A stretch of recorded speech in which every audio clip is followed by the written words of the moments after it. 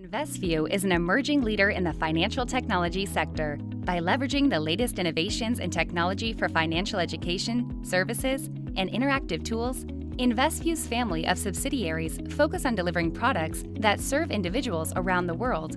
InvestView companies are forging a path for individuals to take advantage of financial and technical innovations.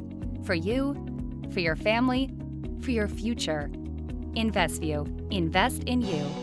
Hey, welcome back. You're watching Liquid Lunch on Newsmax TV. I'm John Tobacco. It is a Freaky Friday edition indeed. All kinds of crazy stuff is happening around the world. You wouldn't believe what's happening in the studio. But more importantly, right down the street at the New York Stock Exchange, the bulls are on a run today. Dow Jones is at 27,900. We've been talking about stabilization at 27,000. Anything good out of those trade talks. If we pop through 28,000 today on a Friday, that's going to be a really good indicator. People are going to read about it at Investors Business Daily on Sunday. And I think next week could be a rocket shot with some good news. Bitcoin just down a bit, a smidgen, but I think you're okay there, still well above 8,000. You're more than okay here when Dr. Luiza Petre joins us in studio. Again, with Frank, of course. Dr. Luiza Petre is a cardiologist. She's also a nutrition expert.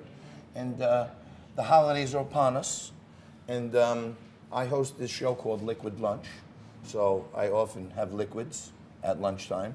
What should I do to keep myself lean through the holidays? Stay hydrated. Exactly. So the Liquid Glad Lunch to be is here okay. with you. Yes. It's so great to have you. So tell us, I know we want to get into vaping and all that stuff, but we're getting ready for Thanksgiving. We're talking turkey all the time. What do people need to know how to, eat responsibly? What I want to say first time, don't wait for the year to pass, January to come to have a resolution. Start now. And I'll tell you why, because average Americans over the holidays, we can gain up to 8 pounds. And it starts with Thanksgiving dinner, which can put together 3,000 to 4,000 calories in one meal. So I do warn my patients, don't wait after the holidays to think about. And I'm glad to be here and share some tips with you why you should think way ahead and prepare yourself. I'm warning you. I don't know if you can see this button right here, but keep your eyes shielded, because if I put one more pound on, this button could come flying at you. It will pop off for sure. It may. Is there anything we shouldn't eat over the holidays? I don't believe in restrictions, okay? So let's be clear about it. I think the healthy approach is enjoy what you eat, enjoy your meal, cook smartly, and I do believe in replacement. I love, instead of the mashed potato, use the cauliflower potato. It's called faux potato. Do everything at home if you can. The turkey, avoid the additives and pre-made cranberry juices or cans. Do it at home with some stevia added. So there are many options you can cook at home smartly. Aside from the cauliflower potatoes in exchange for mashed potatoes, what are some other quick replacements that can help people avoid packing on the pounds this season? Focus on the vegetables, okay? A lot of beans with sesame, ginger, great options. And stuffing. I mean, you can make healthy stuffing, low calorie for the turkey at home. Do they have any Beyond Impossible turkeys? These. They're working on that, I think. Vegetable-based. But those aren't Why? necessarily... What's wrong with the turkey? Turkey is the leanest meat you can have. I love turkey. I love turkey. I love the president of Turkey. He's coming to the White House.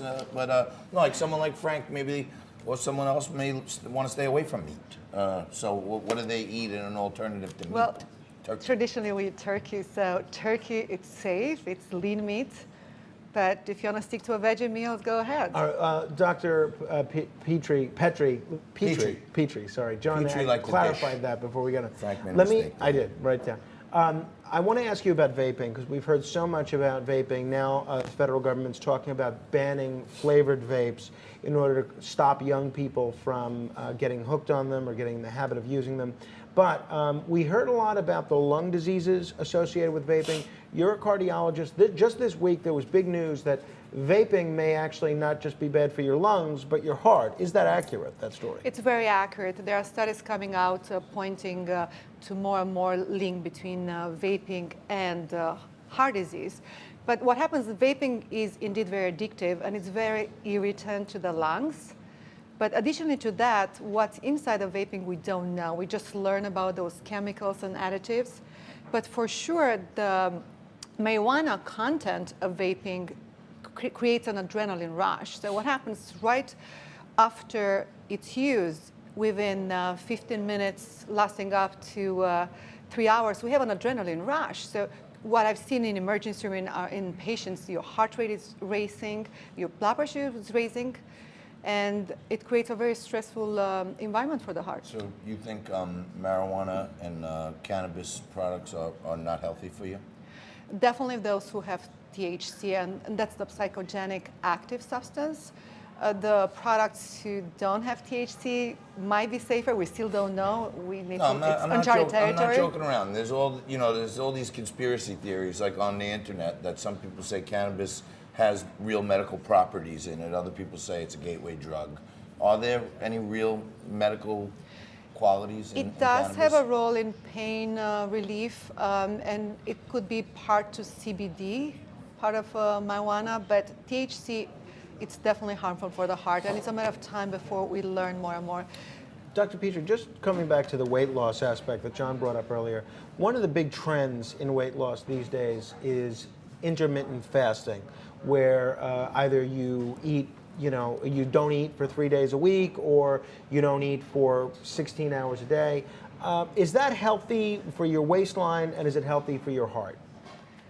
In a short version, yes. I love intermittent fasting. Really? It's very effective.